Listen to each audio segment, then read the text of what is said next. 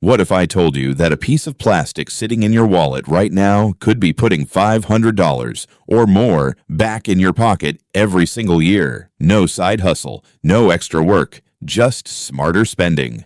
Today, we're breaking down the best cashback credit cards of 2026, how they actually work, and how to pick the right one for you. Let's get into it. Here's the basics.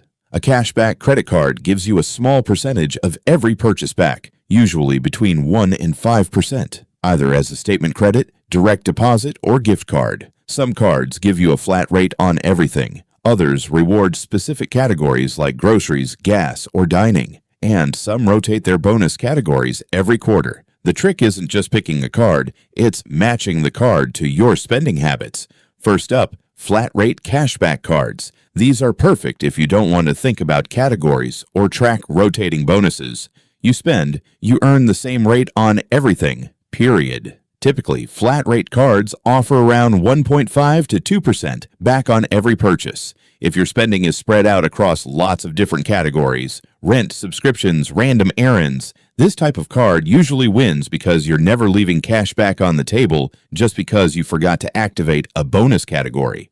Pro tip: if you spend around $30,000 a year on your card, even a flat 2% rate puts you at $600 in cashback, comfortably past that $500 mark. Next, rotating category cards. These often bump up to 5% cashback in categories like groceries, gas stations, streaming services, or online shopping. But the categories usually change every quarter, and you often need to activate them manually. These cards reward people who like to optimize. If you're willing to check your app every 3 months and adjust your spending slightly, this category can seriously outpace a flat rate card, especially during high spend seasons like the holidays. Now let's talk fees. Plenty of great cashback cards charge 0 annual fee, which means everything you earn is pure profit. But some premium cards charge an annual fee, sometimes $95 or more, in exchange for higher cashback rates, sign-up bonuses, and extra perks like purchase protection or travel credits.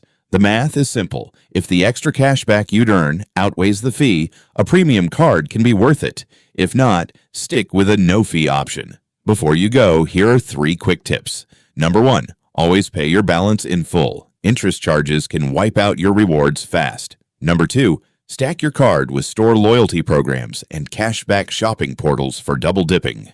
And number 3, review your spending every few months to make sure your card still matches your habits, since needs change over time. That's a wrap on the best cashback credit card strategies for 2026. Remember, the best card isn't the one with the flashiest ad, it's the one that fits your life. If this helped you, smash that like button, subscribe for more money tips, and drop a comment telling me which card type you're going with. See you in the next video.